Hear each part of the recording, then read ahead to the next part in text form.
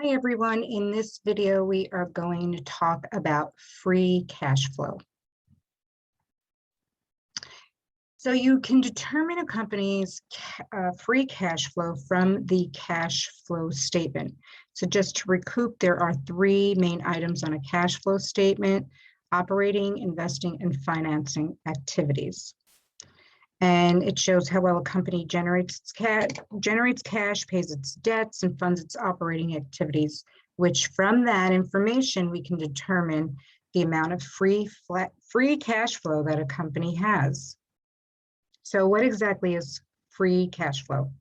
So it's the amount of cash that a company has after it accounts for cash outflows to support the operation of the company, minusing out the capital assets. The information to conduct the calculation of free cash flow, the information comes from the cash flow statement. Yahoo.finance.com is a really good resource to use to determine free cash flow. So the free cash flow, once you've done the calculation, it's used by lenders to determine, well, should we lend you more money? How are you with making your payments? Do you have enough to repay us? And it's used by shareholders to look at it and say, well, what's left over after supporting the operation of the company and not including the capital assets, how much is left over? Do we think that we might get a dividend payment? Right, so that's how it's used differently by lenders and shareholders.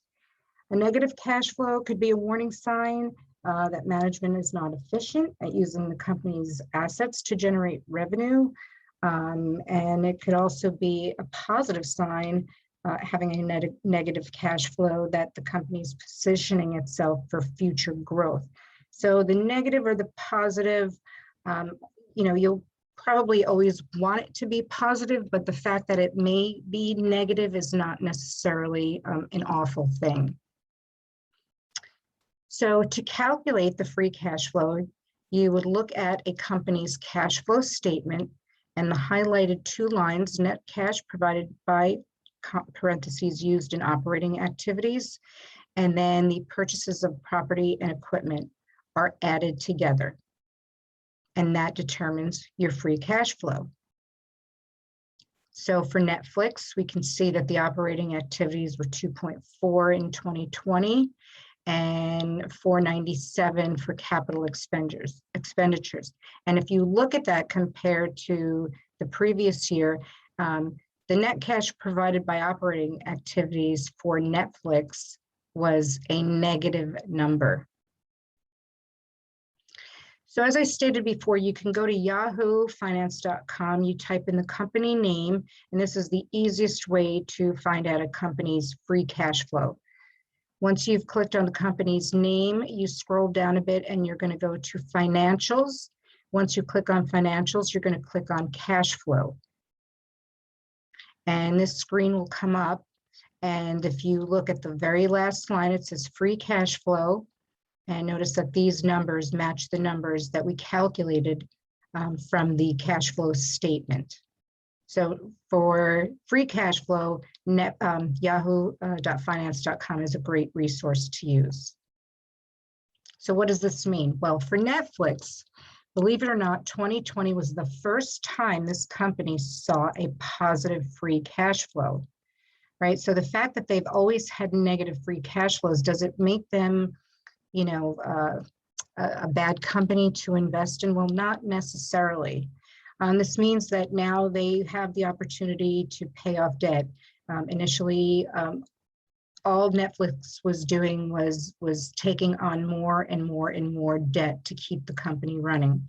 But now, as an investor or a lender, it's like, wow, they really turned themselves around, and now they have a positive free cash flow, so they can start paying off our debt. We don't have to be as nervous, or they can take the money and reinvest it into the business, or they can pay dividends, right? So they have a free cash flow that is positive. That's almost $2 billion.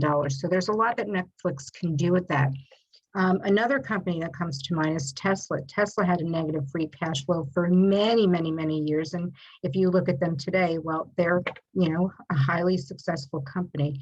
So when you're looking at the free cash flow, it's not just one metric to go by, but it can tell you a lot about the company. You don't want to see that negative year over year over year, but it could also mean that the company is positioning itself for some growth.